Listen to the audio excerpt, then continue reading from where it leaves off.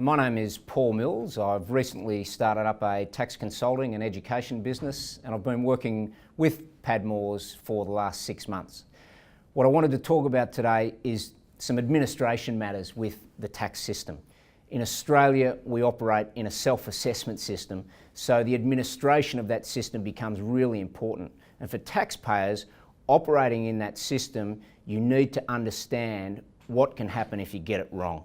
The Commissioner has the power to amend assessments, you have the power to object to assessments and amended assessments, but the important thing there is that penalties can apply if you get it wrong. And on top of the penalties, you have interest as well. And I think that's really important for taxpayers to understand the landscape within which they operate. So that first part is that we do operate under a full self-assessment system, especially for corporates and superannuation funds. It's only when the Commissioner reviews your tax situation that an audit may happen, and the Commissioner then has the power to amend an assessment. You need to be cognizant of the time periods within which the Commissioner can make that amendment.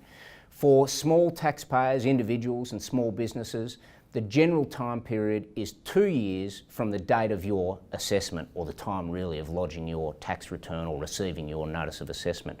For larger taxpayers, that period pushes out to 4 years. But it's important to note that if you have engaged in fraud and evasion, then the time period is open. The Commissioner can amend your return or assessment within any period that he chooses. The taxpayers do have the ability to object to amended assessments and object to assessments. And there is also time periods within which those objections can be made, and again, generally those 2-year or 4-year periods. I think one of the more important points with amended assessments is the application of penalties. And this is where taxpayers really need to understand the implications of getting it wrong. The penalty system broadly applies to what we call shortfalls.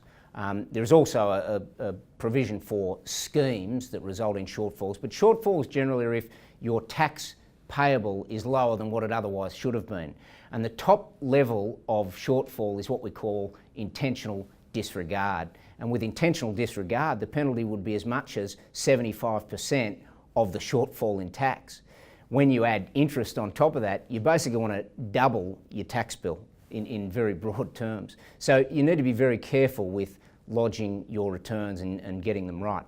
Down from that intentional disregard level, what you have is recklessness, which would apply a 50% penalty, and then a failure to take reasonable care, which would be a 25% penalty.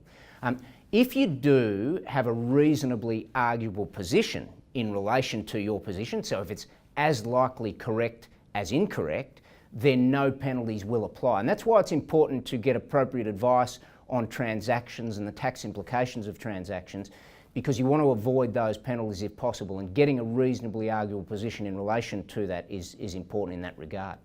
On top of your penalties, we have 2 types of interest that is applicable, and they are the shortfall interest charge, and that's a rate of interest from the time that the tax would have otherwise been payable to the time of the amended assessment. And that's basically 3% over and above the 90-day bank bill rate. So at the moment, around about a 5% interest rate.